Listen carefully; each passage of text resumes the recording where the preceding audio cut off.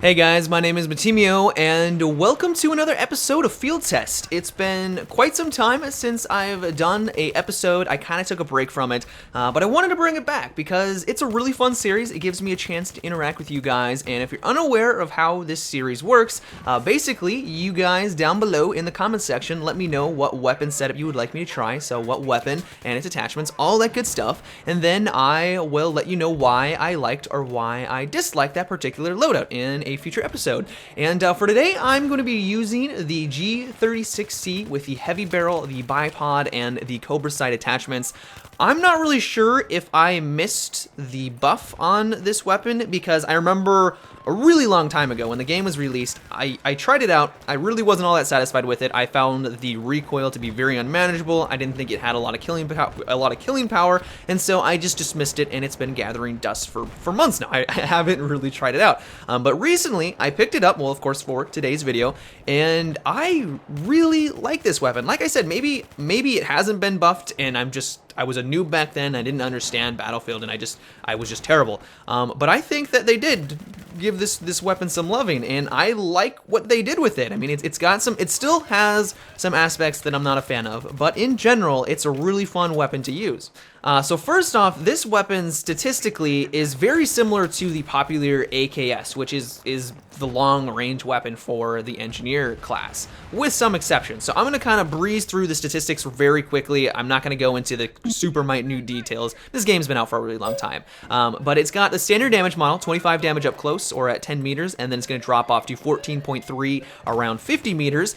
It's got a really fast reload time compared to, well, I guess it's kind of standard, but if you have a bullet chamber, it's going to take you 1.9 seconds to go through the entire animation, and 2.85 seconds to go through the entire animation if you have gone through your entire magazine.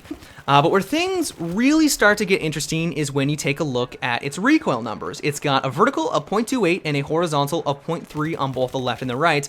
And essentially what this means for you, the player, is that it's going to be absolutely impossible for you to figure out where the weapon's going to bounce. I mean, it's got an equal chance to bounce to the left and the right. And this is where it distinguishes itself from the AKS, because the AKS is meant for more medium to long range targets. I mean, that's where the weapon excels. It's got a slower RPM, its recoil, at least horizontally, is 0.2 on the left and a 0.3 on the right, so it's going to drift a little bit over to the right, and that just makes it a lot easier to stay consistent with each of your shots, and you're going to be able to take out those long range targets faster and easier with the AKS. But for the G36C, trying to stay on target, at least for long range, is really challenging, and so I kind of avoid that altogether and kind of play the medium to close game with this weapon.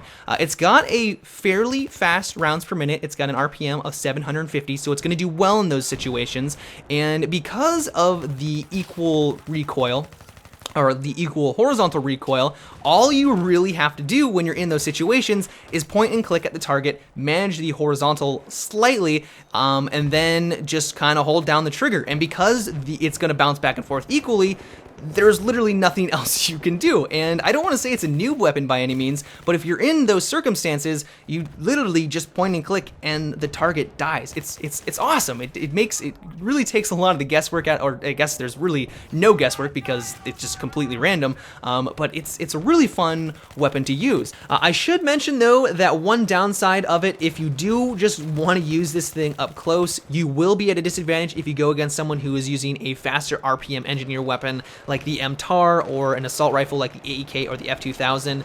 RPM is kind of king in Battlefield 3, at least in those circumstances, and while the G36C doesn't have a really slow RPM, it's not blazing fast. And so while the recoil is really fun to kill people in those circumstances, because literally you just point and click and there's nothing else you have to do, if they have a higher RPM, they're usually going to take you out if you start shooting at the same time. It's just something that you have to take into consideration.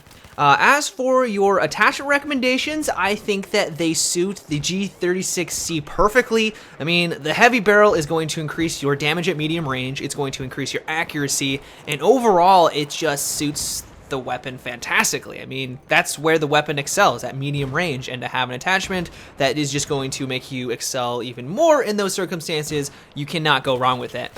Cobra sight, I don't really have anything to say about it. It's the Cobra sight. I love that attachment. You could try to use something for a little bit higher optics, but if you try to use the ACOG, I think that's more for long-range weapons, and this, as I've said, isn't a long-range gun. I mean, you can try, but because of the horizontal recoil, it's going to be challenging to stay on target, and I just think that the Cobra sight is just a much better attachment. As for your bipod recommendation, I think that it's fine if you're playing on PC because you can keybind a key to deploy it, but if you are playing on console, I don't think it suits it very well. It's just going to deploy every once in a while, and it's going to get you killed probably more often than not, but if you are playing on PC, it gives you more options. I don't really use it very often, but I can't really see why you shouldn't have it.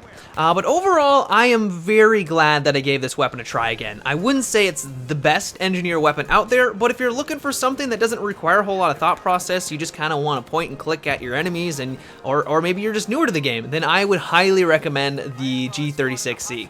But yeah, that's about it for today's field test. I hope you enjoyed. Remember, if you would like to submit your own loadout, let me know in the comments down below, and also thumbs up the one you would like me to try next. But if you guys enjoyed today's video or just want to support my channel, I always appreciate it when you give my videos a rating, and if you haven't already, subscribed for more. But until next time, have a good one and take it easy.